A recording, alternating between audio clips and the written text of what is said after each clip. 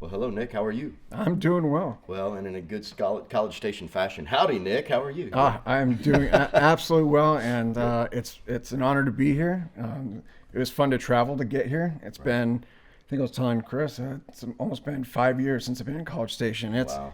I mean, it's changed a lot. So it's It good. has, hadn't it? Yeah, and all business aside, it's an honor to be catching up with you two again. No, it's fun. It's been a long time. Yeah, a couple of high-speed guys across the table here, man. I'm kind of blown away. It's good. Hey, so what I wanted to, Nick Salinas, you're here with us. You've come in from Florida, and of course you had some business in Texas, but we grabbed you while you were here, right? Make sure we're going to talk to you. Got a new, you're on a new expedition. Let's see you that way. That is correct. Journey, right? A new adventure. Kind of want to talk about that a little bit, right? But and by the way, CT is here, the owner of Cleaner, and you know he has become a main fixture with us, and you've already heard about, you've known Chris for a while, I'm sure, right?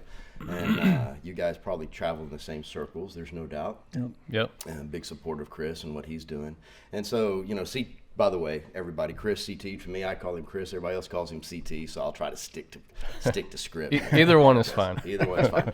But as we go today, what we're going to do is we're going to focus in on Nick, but Chris is going to be here with us as well, and we're going to talk over these things. So a couple things. Number one is, of course, this is brought to you by Fidelis Creative, and we appreciate these guys being here. Fidelis, you know, is a marketing agency. We love to see entrepreneurs do well. We're real big into the veteran space and helping veterans. Now, it's not often that we end up with two Green Berets across the table from me, but in that, you know, that's a shout out to the caliber of people we have here. We're also going to let you know that Cleaner has brought this to you. Cleaner soaps and sundries for adventurous men, I guess is the best way to put that, right? And so, Chris, I'll let you talk more about that. We are part of the Cleaner family, and we are vested to make sure that Cleaner does a good job. So look up Cleaner, KLENR.com. Anyway, so as we go, Nick, story. Guess everybody has a story, but originally from California. I've been a military guy for the last 20 years. Spent a lot of time on active duty. Left active duty in 2015 and decided to stick with the Guard. So I picked what was the best state that had an SF unit in it. Mm-hmm. It was Texas. So I moved to Texas and decided to apply to Texas A&M, and that's where I started grad school, and I think that's where I met you guys. Was when I was in grad school here. Still serving in the Texas National Guard as a special operations officer, and living in Tampa now. But apart from that, my full-time projects are some of the side businesses that I've started. Great. That kind of just started as projects, but now they're my passion. Yeah. Awesome. You know, curious enough, I don't know if you remember this. I met you and Chris on the same day. Really? Yeah. So little background. You're a very humble guy. You know, it was obvious, but you were here going to grad school, and I think that you were in between classes and you were a little bored, and so you took a job with a catering company. Yep. Just keeping yourself busy, right? Like, I got to stay busy. And at the same time, what was going on was the Entrepreneurs Boot Camp for Veterans at Mays Business School at A&M was going on, and Chris was sitting in it. And it was really weird that day because I walked in, my radar went off, and I kind of looked at Chris, and I was like, okay, well, you know, I'm thinking infantry in my head, right? And I'm looking at him going, okay, well, there's a guy that's been around, done that. And then you're in line doing stuff too, and I'm like, oh, two in one place. How does that ever happen in one day? So I kicked up some conversations after the radar went off, you know, and I'm like, this is really weird. And then you guys ended up knowing each other. Yep. And then, of course, I was at the Bush School at the same time. But yeah, really, really crazy, man. Oh, no, yeah. It was, I did, you remember correctly, I did take on the catering company gig while I was here. And when I wasn't catering, I was bartending for them. So I got to do like the real college experience where I was bartending while I was going to school. So I thought that was a really cool experience. Probably a lot different than West Point. Much. They didn't let me bartend too much at West Point. Yeah. I wish they had, but no.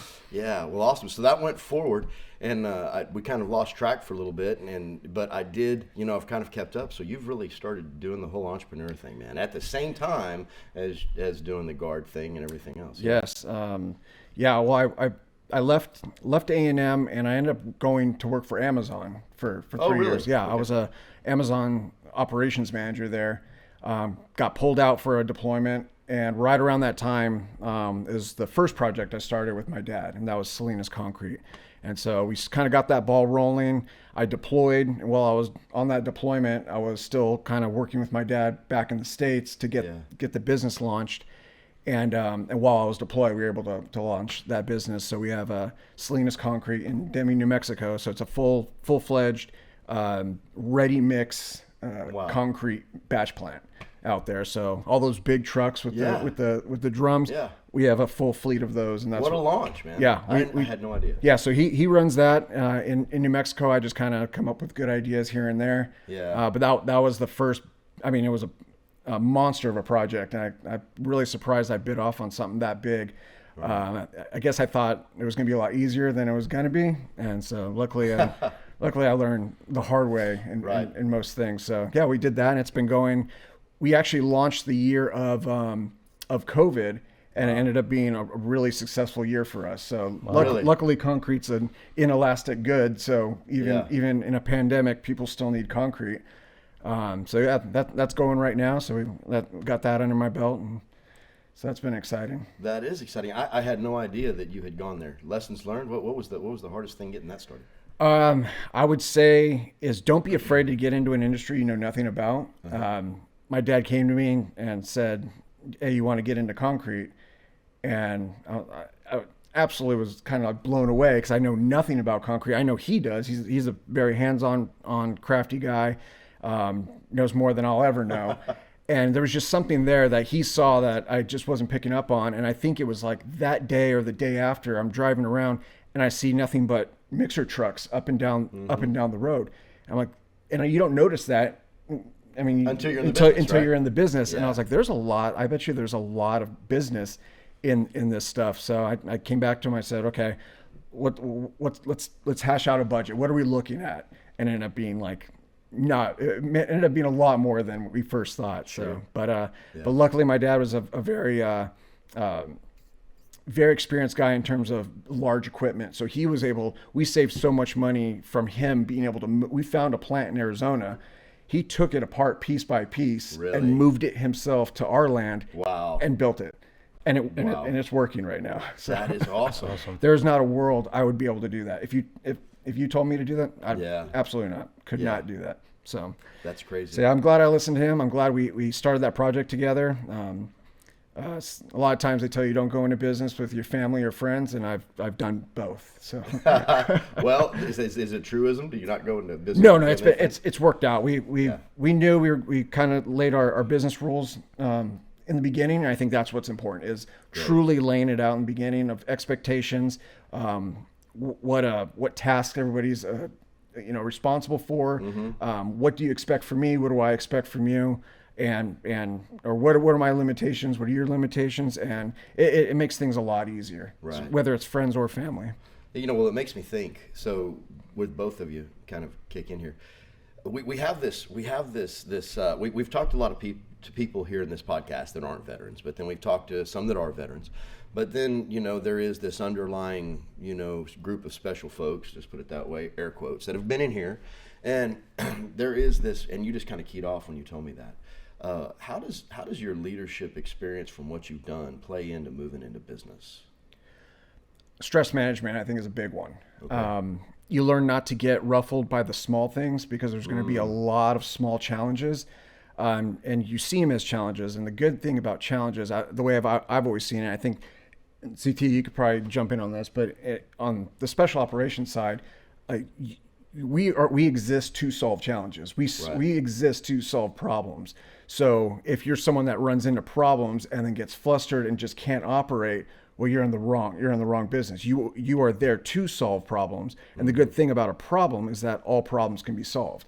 So it's the ability to manage those expectations and the stress, so you can tackle those small problems, because those small problems, if you don't tackle them, they're just going to get bigger, and then you're going to have a bunch of small problems and the bigger problems that are coming ahead. So, I'll give an example of CT over here. It's a little bitty baby problem, right? But one of our beliefs is that a business with no sign is a sign of no business. And so CT has his retail store, adjacent to us right here, and it was going to cost a lot of money to put that sign up on the wall. We came out here one day.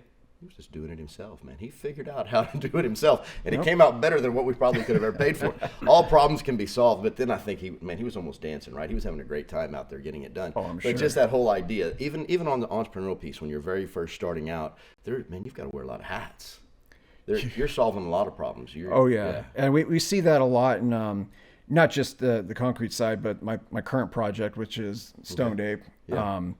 And where we have a very small team, very experienced team, but we all wear many different hats. I guess on the traditional side, they brought me on as the COO because I understand operations pretty well, and but I'm also helping out with our marketing. I'm also helping out with there's just a lot of other stuff that I've never had experience with that I'm having to get my hands dirty with, and then same with the rest of my team is doing the same thing. Well, so you've made you've done something. So common thought within entrepreneurism is make the main thing the main thing.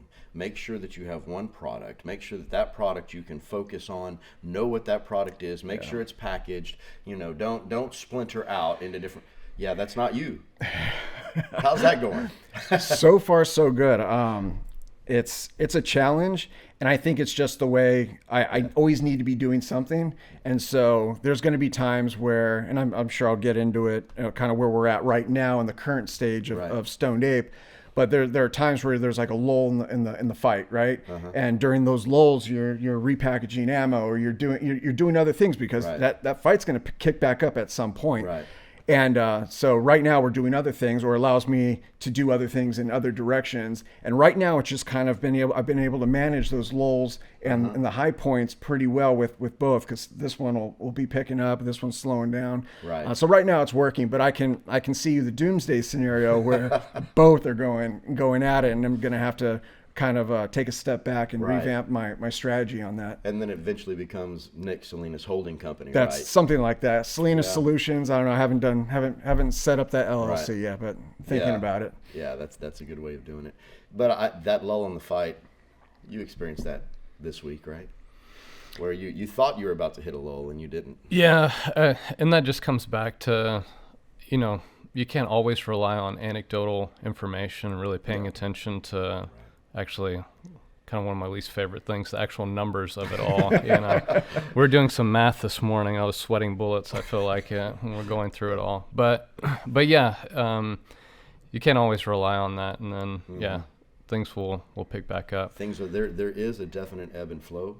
And if COVID taught us anything, you can still survive it, right? As we went through that, it was tough, but as you go. So yeah, tell us this journey then. Let's talk about Stoned Ape and the journey where you've been and how this came about and what it's all about. Again, I think you'll find that everything I kind of get my fingers in, I know nothing about. Yeah, because don't you even have food trucks? Am I right? I do. I have a sandwich business just outside of Boston called South by Sandwich. And I don't know anything about food, but I guess I catered once.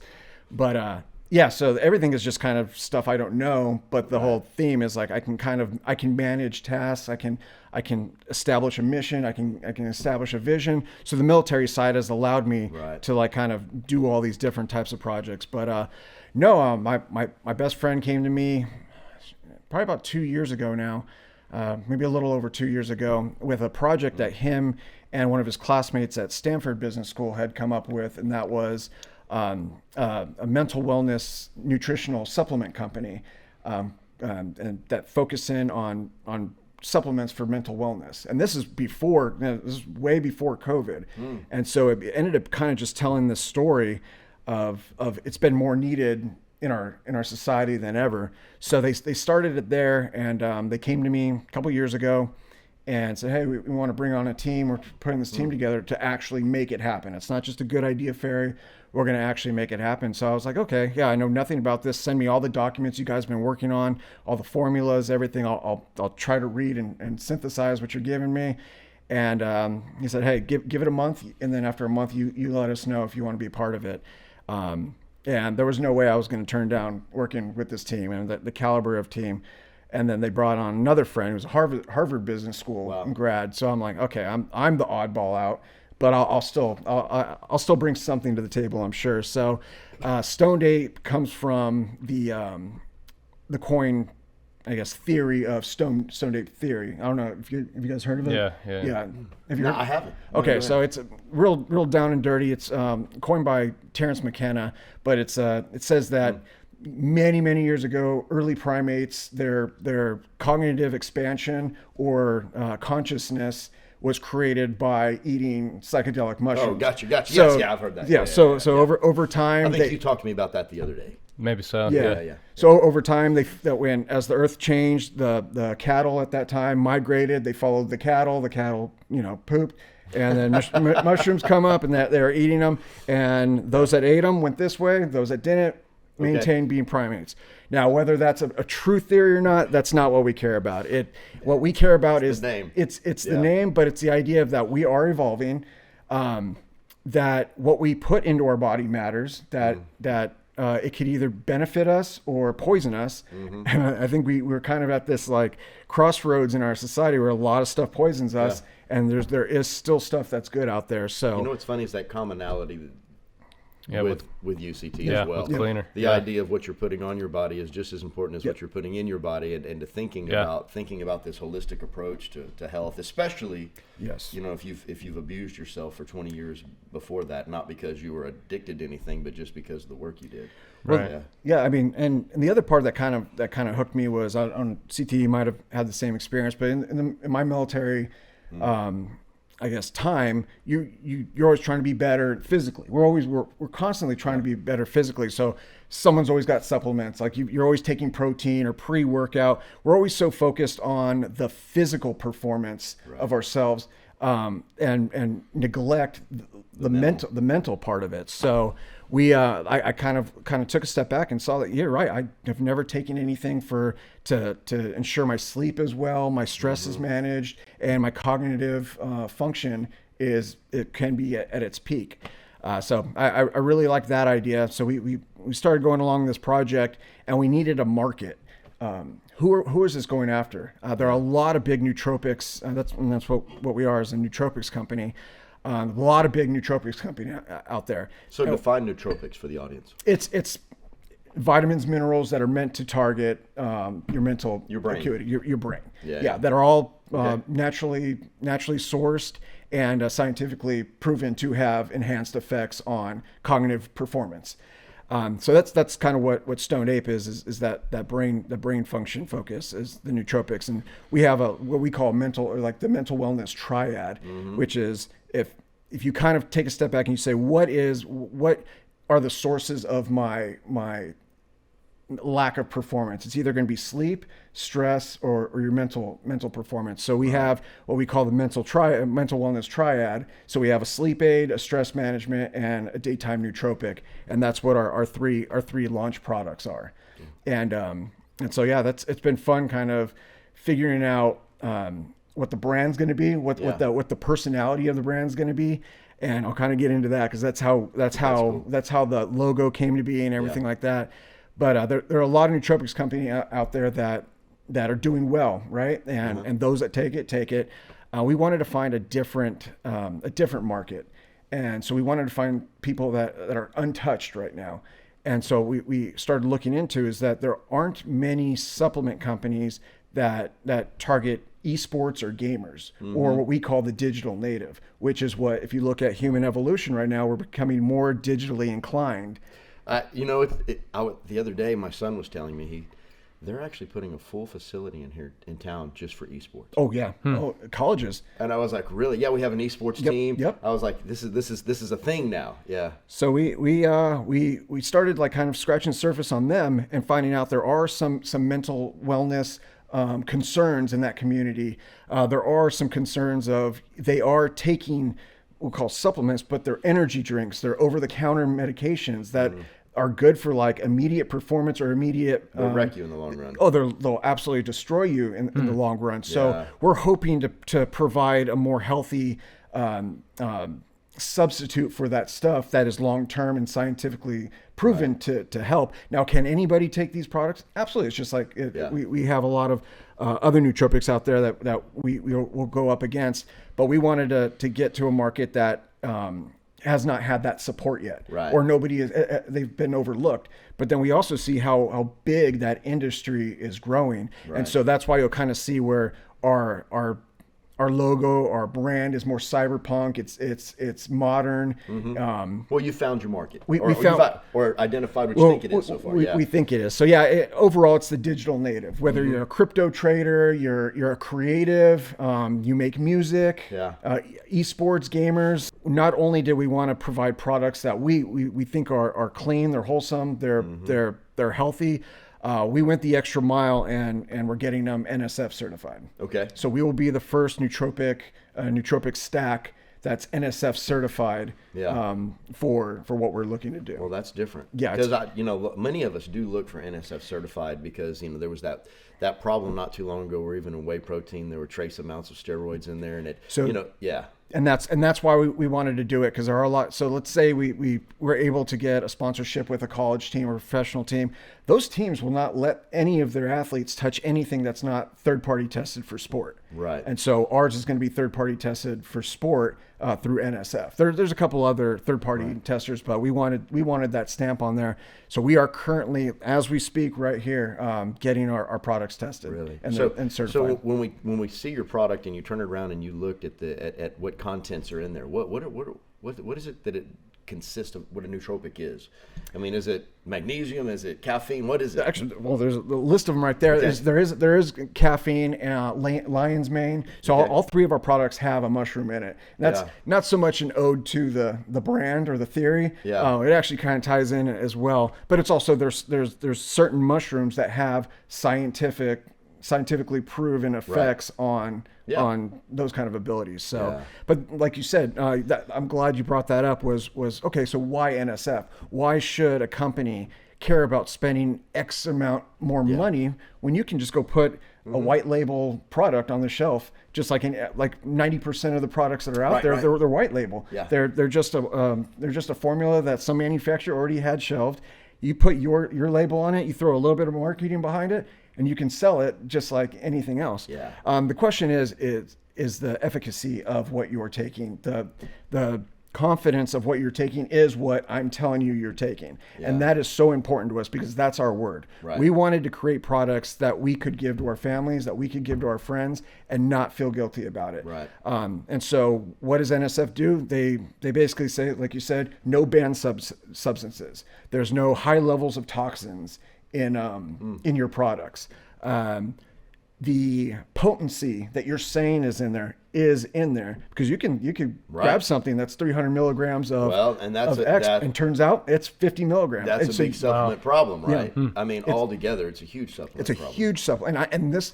And being part of this project has allowed me to kind of learn so much more about the supplement world, because it's so easy to you can create a supplement line right now. Yeah. Don't get it certified or anything. You can throw it as long as you have something that you have a package or a label that people can that looks sexy. They'll buy it, and it could be absolute garbage. Yeah. Absolute garbage. So it comes back because say a little bit about me. I was raised by hippies, man. And so, our idea of a treat was to go to Vitamin Village, right? That's what we did. And hey, it's a truth, right? I'm of that age group. But as it goes, supplements have always been a big thing. And, especially in the line of work that we were kind of in, man, you're always physically trying to hang there. And then as I get older, those have happened. So, supplements are, especially with our really bad diet that we have in America, made by seed oils and sugars and the things that we don't need to take in and what it does to your brain. I bring this home to you because what I'm thinking about is, so my mother is suffering from late stage Alzheimer's, and she's not doing very well. And so, of course, all of the kids are worried that that's going to happen to them. And then so we have the talk with the Alzheimer's doctor, and what can we do? What is there? How do we know? I mean, there's genetic tests maybe, but it doesn't really apply. But what is going to cause this cognitive decline in time? And he said, it's really kind of a type 3 diabetes thing. He said most of the stuff that's pointing out these days is because people are living on some really bad stuff that causes insulin problems, that degrades the brain as it tries to take care of those sugar, because the brain lives off of sugar, right? Yes. And so he said, so even if you're tired, stop giving yourself the sugar high. He's like, it's not good for you. It's not good for you, and stay away from that. And he goes, then so if you make super levels of caffeine with sugar at the same time, your brain does not react like it should. So bringing this home, I'm very interested on kind of how the whole method of action happens with this, and what happens with what you're putting in there. Yeah. So it was one of my partners, he was a food science engineer. He was the other partner at Stanford Business School. They both came together and they created their own formulas. The formulas we have right now are the ones that they did the research on. They created it. And what we did there was like, okay, we've created it. We then gave it to a food science PhD to validate them. Wow. And then when we listened to some of his feedback, was like, I'd put a little bit more here. We know it's going to go into a double lock capsule. You could probably sacrifice this.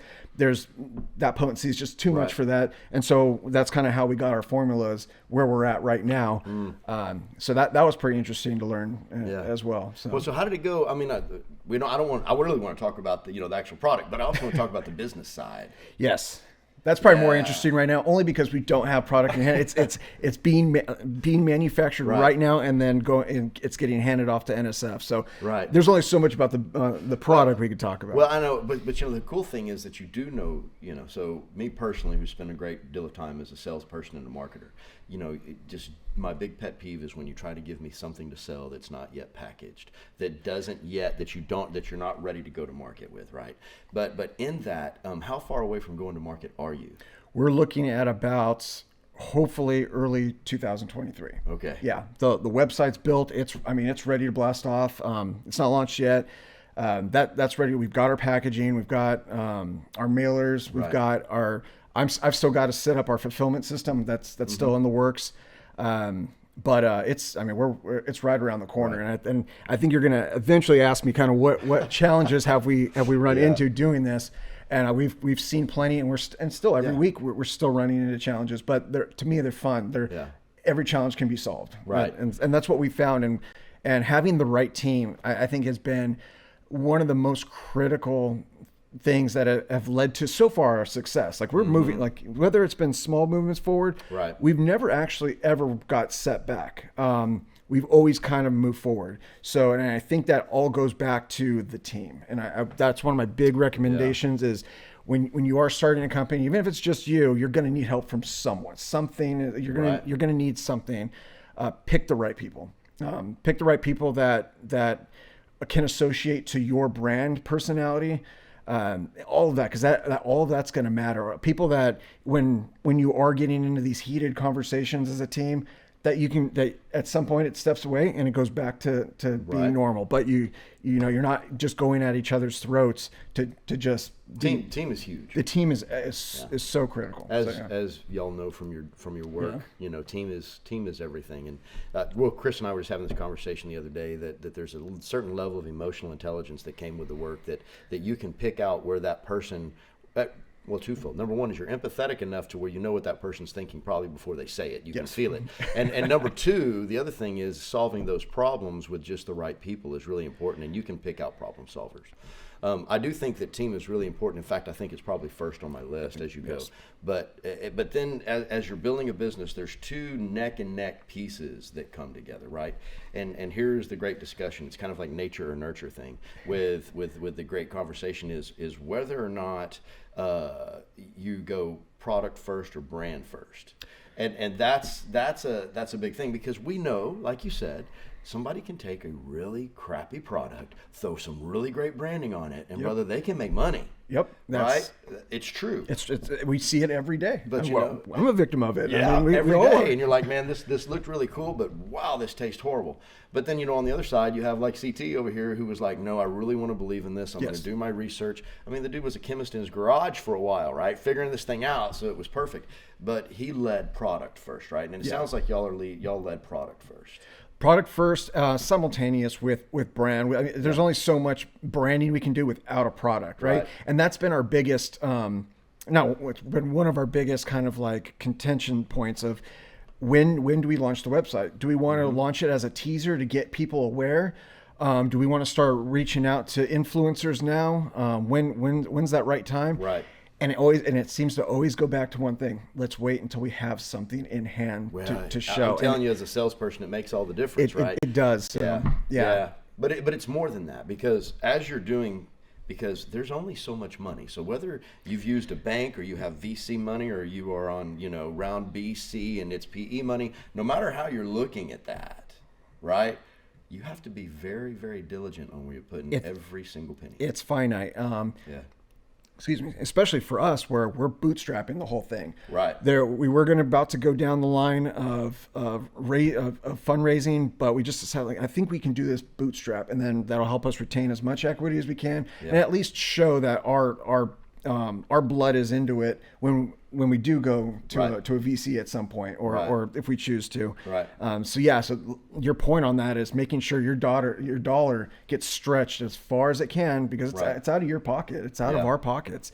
But that's kind of what we've ran into. Because the thing on that dollar that I have seen, well, pre-COVID, through COVID, and not so much here in 2022, I'll tell you the truth, is that there used to be a belief that what you needed to do was go for a large amount of money first and have a small sliver of an equity pie that's worth a whole lot, because what you're doing is you may never, though you may go to revenue, you may never go to profit. Yeah. And in there, though, your worth will come through the amount that's going out, exactly. Right? From the amount of work you're doing. And so in there, hey, I'll sell this thing in 3 years, I'll make my millions, I'll be out, right? But that doesn't seem to be the focus for y'all. No, we're doing this. Well, I mean, we can't really make those decisions yet, and we haven't even tried to, just because we have so much more in front of us right now, just to even get it started. But we're excited to kind of see it, what I would call fully operational. Sure. And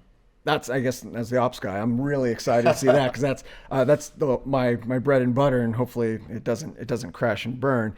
But yeah, we'd like to not just get it to be successful with those 3 products, but expand it from there. Right. The brand is completely postured to potentially, what if hallucinogenics do become a more accepted or medically used for medical treatments, as it's starting to be, whether it's Alzheimer's. And CT can talk about that. It's pretty big in the vet world right now. It really is, and it's working. They're showing that it's working. PTSD, there's a lot. I mean, TBI. There's a lot of things that's happening. So we're hoping that, it's already postured. The brand is already kind of postured to go down that route. But we just want to leave options on the table, or leave options open. And then decide how that goes once we're I got to ask this crazy question. So there's a stigma that's coming with this, right? To a certain extent, because people, when you say that, their mind immediate when you say hallucinogenics, they jump completely over to, hey, you're popping LSD to our kids, right? That's not where you're at. How do you beat that message? Not at all. And what it ended up might being is just a branch brand that comes off of Stoned Ape, where our nootropics aren't going to be part of those. Well, the same thing with the word nootropics. Most people probably don't know, and that's a big part of our launch plan, is that education piece, right? So I kind of broken up our market into 2 people that I'd like to get towards or get in front of, and that's those that know what a nootropic is. They take nootropics, and I need to get them to change their brand. Right? There's that person. Then there's this person who has no idea what a nootropic is, but could, if they did know what it was, they might actually start taking it. Oh, I need to get in front of them too. Yeah. So how that happens, that's going to be the fun part. Because there are people are already in the market and they don't know it. I mean, if you stay up late enough watching television and you see the ginkgo biloba, that's it. That's it. You're already there. You just don't know you're there. Exactly. Right? So that's going to be the fun part. That's going to be kind of the strategy that we go towards, and especially with the market, we're already kind of launching with a challenge, right? Right. The digital native, they're sucking down their energy drinks or taking over the counters for that performance. How it's going to be the challenge is, how do you switch that off and say this is better in the long term? That's going to be kind of the fun part. That's tough. Okay, so we talked a little bit about, well, y'all bootstrapped it. Yeah. you're focused on the product being a real product and not just giving people some crap, Yes. right? And then let's talk about that branding and marketing piece, right? So how much of that branding and marketing piece did you have to go out and find an agency to help you with, or how much was it your own idea? How did that work? My wife's company actually does a lot of that. She works for Balanced Communications Group, and we haven't put together that strategy yet because there's still so much research we want to do before we actually start doing that. Prior to, while we were building the website, we were able to get some blog writers, have them write for us so we can kind of like really set up the website to have a lot of like educational material on it. But in terms of our launch strategy, that's kind of still in the works. Because in that, and CT, you can probably speak to this, making that move, because you will be an e-biz even if you go retail. No, we're going to start off with that as e-biz. E-biz is a fully different animal. It is. Not to say, and the reason why I say that is, and I know there's a ton of e-biz out there, but it functionally makes your website more into a platform than it does other things. It does. And then you're a PaaS, a platform as a service, more than other things as you're doing that, right? Yep. And so, Chris, what were some of the things that you found in that journey as you moved to being an e-biz that really kind of noted? Yeah, I mean, for me, like having the professional help, because at first when, meeting with Fidelis, it's like, hey, we can take care of the website and like all the colors and all these things. And part of me was like, okay, I've done this myself before. Like I've totally bootstrapped it myself. And even actually one of the things that you said this morning was like how great the website looks, you know. But I didn't do it myself. And it looks great because I didn't do it myself. And so I think part of it goes back to what we were talking about earlier is Nick mentioned the team aspect, is that whether these people are directly on your team or they're coming in to take care of some things that maybe you don't have that capability, finding the right people is just super important so that it all fits together. It's everything. Yes. I say this quite often, and I'm gray, so I use words that people don't use anymore. But when you can come to work and it's rad that you're going to work, and then that productivity is there, and you can get along with folks, and you have an objective that you're hitting, and you're doing that on, and you see the gains, and when you sit around and you start to measure those gains, and all of a sudden you know that you're winning at this thing that nobody wins at, man, it's you can't beat that feeling. Yeah, I won't need your product for that adrenaline rush when that happens. But yeah, man, absolutely. I think that's what it's about. So what are the next steps? Next steps. Okay, so we're waiting to get that stamp of approval from NSF. Okay. Once we have Is that expensive? Yeah. But it's rightful. It's almost you got to get through that gate. You got to. It's worth it to us. Right. Where a lot of companies probably don't do it because of the cost. Yeah. But we feel that what we're trying to say, what we're trying to sell, is worth doing the certification, so we can say, what we're telling you is in it. Right. It's kind of funny in my mind when you're saying that. I'm thinking, well, for the sake of your product, you got to get it tabbed to make it. Anyway, in my mind, I'm seeing that come across. They should do a tab logo. No, it's so once we get that, then we can actually print the labels, because there's always whether it's FDA, NSF requirements from our manufacturer. There's been so many edits that go through the label itself, because we're giving people something that they're going to ingest, right? Sure. So we care about what is, so we're trying to make sure everything's completely right. So we haven't even started printing labels at all yet. Right. Once that happens, then we can print the label, throw it on the package, and then we get a bunch of product delivered to our doorstep. Right. So then CT, the fun begins, right? Oh yeah. Oh God, yeah. Totally. Yeah. But the whole process, it's just fun, building it throughout, and then there's new challenges like you talked about. It's just fun to figure out solutions for those, and continue with that process. Well, I think like he just hit on, we've kind of been talking about solving the problems a lot. One way to kind of stay, I'm sure you guys have seen it, is staying ahead of it and with your team is not being reactionary, right? Where a problem pops up and you're reacting to it.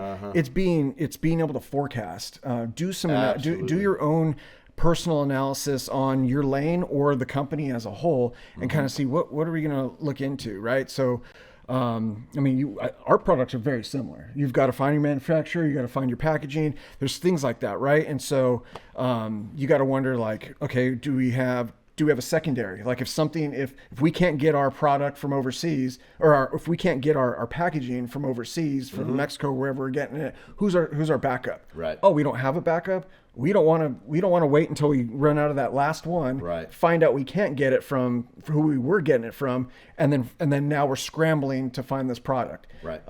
So we're trying to do that where we have an emergency contingency lineup for every angle of the business. You're singing my song, man. I'm with you on that. One of the things that I find helping entrepreneurs is that if it gets caught into a spot to where every time you meet, whether it's a weekly meeting or maybe it's a huddle in the morning, whatever it may be, if you're always having to deal with issues because something else comes and you're reactive, you stagnate. Exactly. Right. Exactly. And there's this bell curve of diminishing return.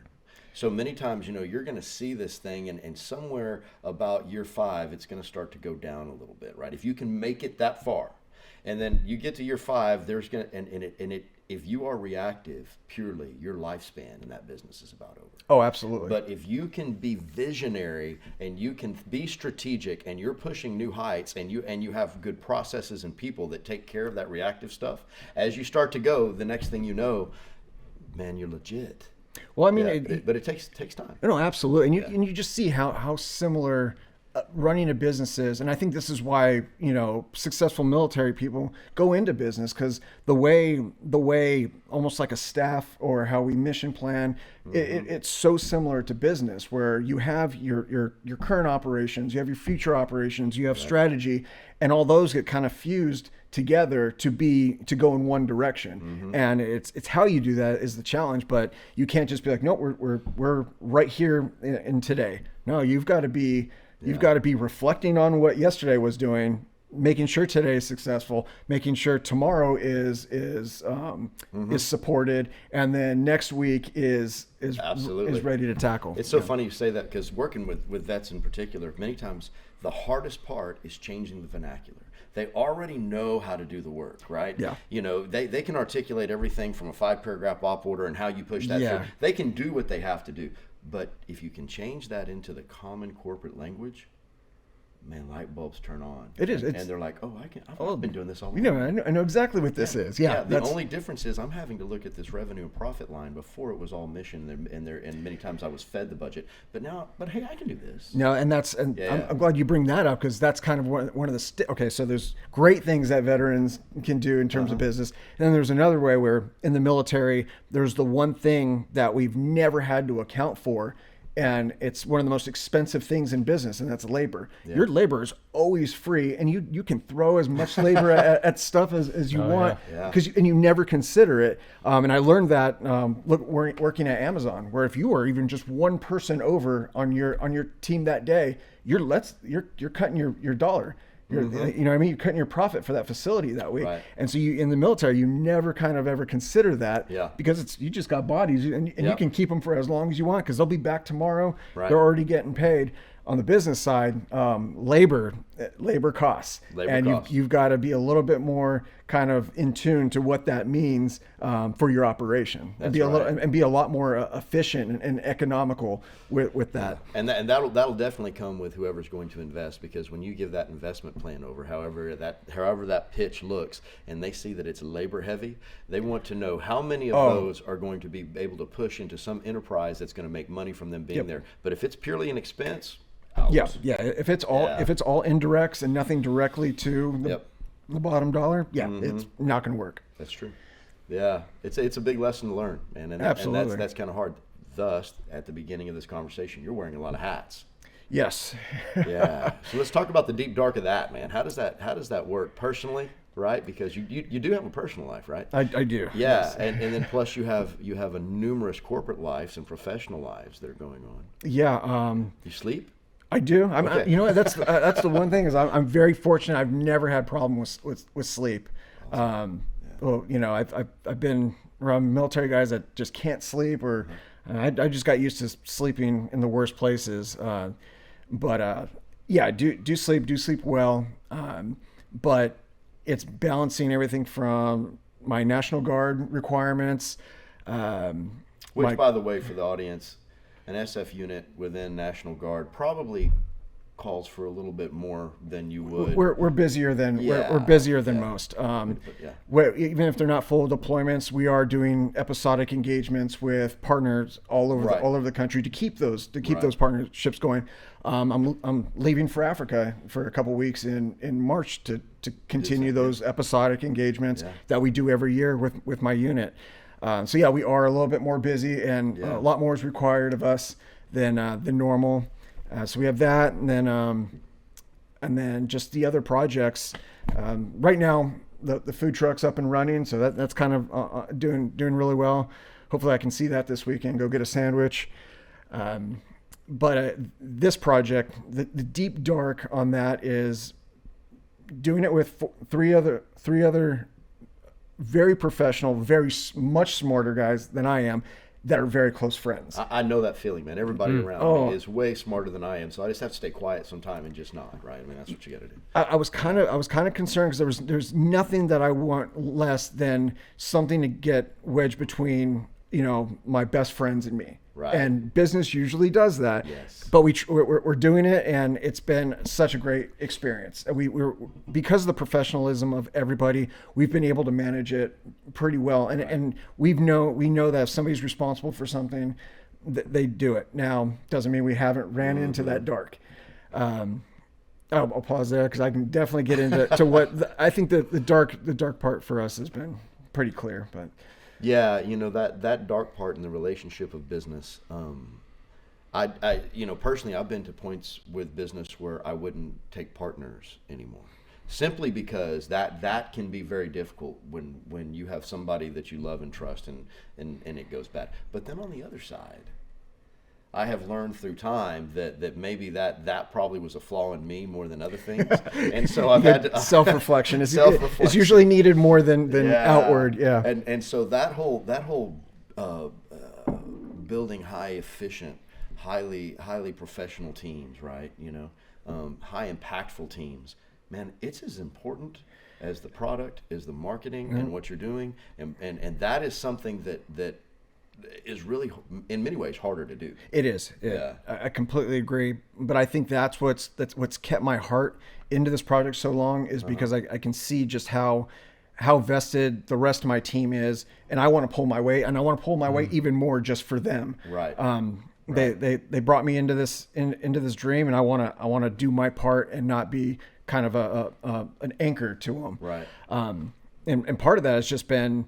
I'll be honest. I think that the darkest part we've kind of run into has been not marrying ourselves to a timeline, and I think we learned that pretty early on, because we have this idea. And I was doing, as the ops guy, I was writing out timelines. Sure. For Gantt charts on the wall. Oh yeah, that's exactly what I started looking. I was doing that in Monday. My wife was teaching me how to use Monday, and I was throwing it all together, and then it goes out the window.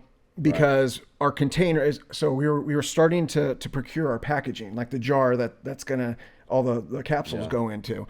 When we were trying to do that, during the supply chain issues we were seeing a year and a half ago, during that time. And so now we're running into, hey, you're not even gonna be able to see a sample for this long. It's going to take this long to frost them. Okay, you want the full 15,000 unit order? Okay, that's going to take this. So now you're adjusting your timeline on that. Yeah. And so what ends up happening is what we originally thought our launch was going to look like has been nothing close to that. Right. And I think it's important. We learned early on not to let that get us down. It's just it's a problem that we had to solve. We have to just pick ourselves back up and know that we are going to see this through. Right. Are we really racing for time against anything other than just wanting to see our product go compete with what I would call inferior products? We're very excited for that, but we're also trying not to rush it. We came to a decision point in this whole mission, I guess, if you want to call it, where it's like, okay, we could cut this down severely by ditching the NSF. And we all look and go, no, we can't. This is an option. You're right. I've been down that road. This is an option we can do. But what's the loss? And the loss is, so many of our talking points get thrown out of the window, and it's no better than what all the other non-NSF certified nootropics are. I've been down that road. I had an AI product that we were working through with a company, and we were validating, right? So it needed to be somewhere between the 90 to 96% validation rate to make sure that the learning machine and AI was doing what it needed to be doing. But anyway, one of the investors said, does it really matter, man? With the right marketing, you say that this works, it works, right? We're not going there until it doesn't. Yeah, until it doesn't. But we're not going there because I'm putting my name on it. Right? Exactly. And that's a tough one. But back to your supply chain thing. I think especially with CT, we kind of had the idea that the supply chain would be slow. I don't know if it was really announced, but everybody kind of there was an underlying feeling. And then CT stuff arrived right on time, and he's sitting there and he's going, okay, I got it now. We have more steps to go. Don't procrastinate on me because I've just put a whole lot of money into a whole lot of product. Let's make sure that we can get this out the door. Exactly. Same thing with you, I'm sure. Oh yeah, we put up. I mean, we put up a lot of money to get those products manufactured out of pocket, and then come to find out we're running into supply chain issues, not just the container or not just the packaging, but for some of the sourced ingredients. We had to either replace it with something else or our manufacturer would have to find another source for those ingredients that would still meet third-party testing requirements. There's just a lot of things that go with it. But at the end, our manufacturer has been, when we talk about that team or the ancillary teammates that you kind of need to bring in, our manufacturer has been a great partner with us too. Oh, that's the same for you too, right? Yeah. I think that's truly what we do, a bi-weekly call with them, and they're going to do that with us until we're launched. They've been behind us 100% of the way, and I think that's been another pivotal piece to our success so far. Is that that sub teammate has been so good to us. So so everything that plugs into your business, make sure that it jives with your business. Yeah. So go ahead. I was gonna say, you can tell me if this is true or not, but I know for us it came down to values. Like when there were these tough decisions that we had to make, and like having some of these conversations with the guys here at Fidelis, and like for us it was made in the USA, like organic, those kinds of things that it's like, hey, we can totally go overseas, or we can get rid of the organic aspect of it, or even some of the natural aspect of it. But it's like, is this what you value? And is this what is that the brand? Is this a part of the company? And I think that helps, like knowing those values probably helps with making those decisions. Is this what is important to us and the company? That's 100% of why we keep going back to the decision. No, we're going to do this because we're not just trying to throw up these quick businesses and see what sticks. Like, this is important to us. We want to see this succeed, and that value of the efficacy and the legitimacy of what we're putting our names on is what we say, and that was a huge part of it. Well, the thing that I really enjoy about CT and Nick, you too, is that people can relax that the standard's being set and that the standard will be met, but that bar keeps being raised week after week after week. It's never really good enough. There's a certain sense of mental toughness, as if, hey, this isn't going to kill me. I can make this even better. I'm going to put some more time in. Let me raise the standard, and it's a good thing. And it kind of has to be, especially for us, like you go back to what you were saying, the many hats. You have to kind of keep growing out of your comfort zone and taking on more and more, and get comfortable with things you might not have been used to before because of the many hats. If you got a small team, you've got many hats, and you've got to keep kind of growing outward. Yeah. Mm-hmm. Cool. Yeah. Okay, so last big piece of this conversation is, what does thinking? We always think about the end, and we backwards plan, and I understand the timeline you say, but not putting a timeline on it. What does the end look like for Stone Date? A household supplement brand. We want to be the leading nootropic company out there, and there are some pretty big ones out there right now. And we think we can be that name, that household name when you think of nootropics, but breaking into an industry that has not been touched yet, and that is that digital native world. Yeah. Where not a lot of them take supplements, because when you just like kind of I opened up with, we all think supplements are for that physical well-being, And we're here to break that stigma that there are good supplements out, healthy options and supplements for the mental wellness part of it. So awesome. Well, this has been great. No, this has been amazing. Yeah, I mean, there's a lot that comes out of this, and in the end, that's what really business is about. So here's the really cool thing that I've pulled out of this. Nobody here is having to live in a cubicle. Right? There's no death by cubicle here. There's absolute freedom that comes from building a business. That for me personally, the marketing piece is the one I love. The marketing piece of building is my favorite. That's the fun. But it's the fun. But you can move your feet, and then you're actually building something legacy wise. Yes. You're not going to eventually just fade away, right? We often said it's better to burn out than fade away, yes. And that's exactly what we're doing here, leaving something that's of legacy in which we put our time to, that people can see, and that helps the world, right? That's Fidelis says we believe that good businesses bring good into the world, right? And that's kind of what we're trying to highlight here. No, I absolutely agree. I absolutely agree, and I don't know if I could go back to working for someone else's business again after doing this. I mean, am I making the millions that I'd like to be? No, but it's like you give up. Right. You've got some freedom. I mean, my wife works remote. I can work remote. We spent 2-3 weeks in Europe, in September traveling, but like we'd stop in a coffee shop and work done. and get some work. Oh, yeah. Hey, we're in Lisbon for the next three days. Let's go explore, but then let's go jump on the computers. And that kind of freedom has been, I've never thought I'd be able to experience it. So hopefully these pet projects that I come up with keep going, and it's enough to pay the bills. I'd rather take a pay cut and be happy. That's sure. where I'm at now. It's worth it. It's so worth it. I have the conversation all the time. I learned that the hard way. I was chasing money right out of grad school, and it's just not worth it. To me, it's not. I'll find revenue in other sources. I'll figure it out, but I'm with you. Yeah, I'll pick freedom or happy. Really, it's happiness. Over money any day. I have this thing that I do, and with especially the younger people here, and as they come in and they're working. But just to kind of bring that to mind, I have them write 2 words on a piece of paper. On the top left-hand corner, I have them write security, and on the top right-hand corner, I have them write the word freedom. And I said, you got 2 seconds. Circle what's most important. And then that will gear me towards how they want to work and how they think, right? And where that's going. And it also tells me kind of, their upbringing, to tell you the truth. Because nobody in this table wouldn't circle freedom over security any day, right? I mean, freedom, they'd serve freedom every time, not security. Yep. Said that backwards. But yeah, as it goes, man, it's if you can continue, make your own money, and through just pure merit of hard work, turn something into good is awesome. That's the plan. And yeah. All right. Well, cool. Well, thank you for your time. No, thank you, Chris. I appreciate it.